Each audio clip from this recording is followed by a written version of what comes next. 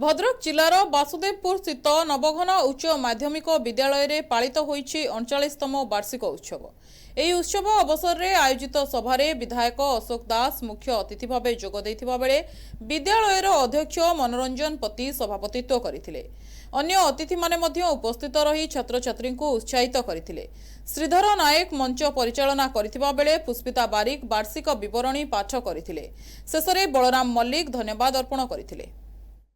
आज नवघन उच्च माध्यमिक विद्यालय आज वार्षिक उत्सव 39तम वार्षिक उत्सव। यही अवसर में प्रति वर्ष पर वर्ष कार्यक्रम होती जो परिवेश एठी जो पिला श्रृंखला एवं अध्यवसाय रही जो दिवंगत मान कॉलेज को परिवार निजर श्रम लुह लुह देते आज श्रद्धांजलि ज्ञापन कर निश्चित एवं पिला शिक्षा सहित सहित निजर नैतिक मूल्यबोध एवं जो घरोई शिक्षा रही नैतिक शिक्षा रही तार मूल्यबोध विषय आज पिला सहित कथाई आशा करुच्ची यही शिक्षा अनुष्ठान माध्यम एवं विभिन्न गढ़ी उठुवा शिक्षा अनुष्ठान माध्यम पिला माने निजक गढ़ी तोड़ा संगे संगे भल मनीष कर समाज प्रतिष्ठित कर मोर विश्वास। अत्युक्ति करिपारु नाही आज सांस्कृतिक कार्यक्रम मानपत्र प्रदान मते बहुत खुशी प्रदान करुछि एवं 39तम नवघन उच्च माध्यमिक विद्यालय वार्षिक उत्सव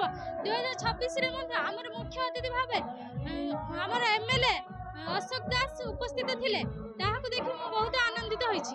मो एलिना विश्वास प्लस 2 फर्स्ट ईयर मु मोर विद्या नवघन उच्च माध्यमिक विद्यालय रे अध्ययन करे।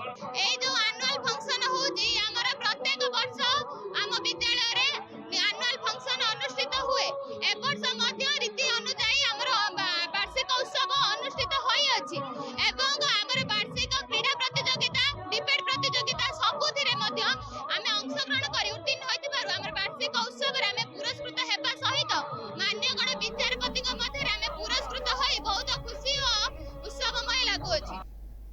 ଏହି ଅବସରରେ ଛାତ୍ରଛାତ୍ରୀଙ୍କ ଦ୍ୱାରା ଏକ ମନୋରମ ସାଂସ୍କୃତିକ କାର୍ଯ୍ୟକ୍ରମ ପରିବେଷିତ ହୋଇଥିଲା। ବିଦ୍ୟାଳୟର ସମସ୍ତ ଅଧ୍ୟାପକ ଅଧ୍ୟାପିକା ଛାତ୍ରଛାତ୍ରୀ ଏବଂ କର୍ମଚାରୀଙ୍କ ସହଯୋଗ ଏହି ଉତ୍ସବକୁ ସଫଳ କରିଥିଲା। ବାସୁଦେବପୁରରୁ ଆନନ୍ଦ ପ୍ରସାଦ ରାଉତଙ୍କ ରିପୋର୍ଟ, NTV।